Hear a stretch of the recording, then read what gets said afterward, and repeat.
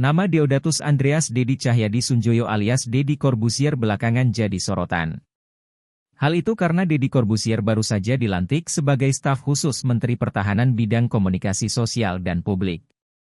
Menhan Jafri Syamsuddin melantik Deddy Corbuzier pada Selasa, 11 Februari 2025. Selasa, 11 Februari 2025, saya melantik staf khusus Menhan dan penganugerahan Satya Lencana Dharma Pertahanan di kantor Kemhan Jakarta, tulis Jafri dalam unggahan media sosialnya.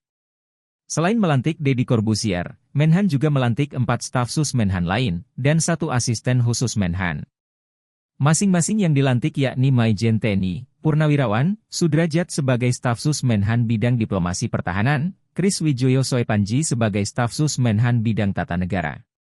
Lalu, Lenis Kogoya sebagai staf sus Menhan bidang kedaulatan NKRI, dan Indra Irawan sebagai staf sus Menhan bidang ekonomi pertahanan, serta Sylvia Evi Widiantari Sumarlin sebagai asisten khusus Menhan bidang cyber security.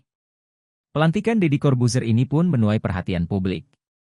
Sebab sang mentalis dilantik di tengah gencarnya pemerintah melakukan efisiensi anggaran di tingkat kementerian dan lembaga mencapai 306 triliun rupiah.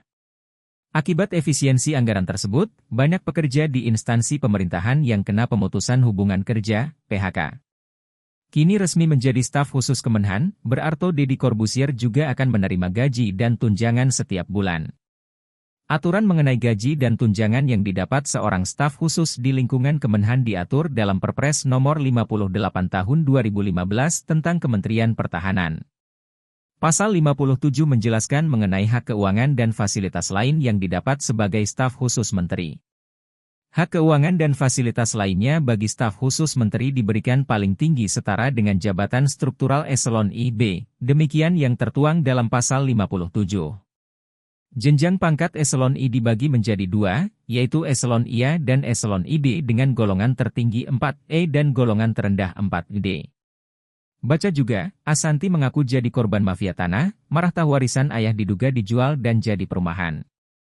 Merujuk dari hal tersebut, gaji pokok Deddy Corbuzier setara dengan gaji PNS golongan IV, yaitu sekitar Rp3.880.400 hingga Rp6.373.200. Selain itu, Deddy berhak mendapat tunjangan kinerja, Tukin, yang diberikan setiap bulan. Tukin di Kemenhan masih berdasarkan Perpres Nomor 104 Tahun 2018 dengan besaran yang dibagi ke dalam 17 kelas jabatan. Nah, sebagai staf khusus Menteri besaran Tukin Deddy yang masuk dalam kelas jabatan 16 adalah Rp20.695.000. Jika dijumlahkan, gaji pokok dan tunjangan kinerja Deddy Corbuzier berkisar Rp24.575.400 hingga Rp27.068.200. Selain gaji dan tunjangan, Deddy Corbuzier akan mendapat dukungan administrasi dari Sekretariat Jenderal. Apabila berhenti atau telah berakhir masa baktinya, ia tidak memperoleh uang pensiun dan uang pesangon.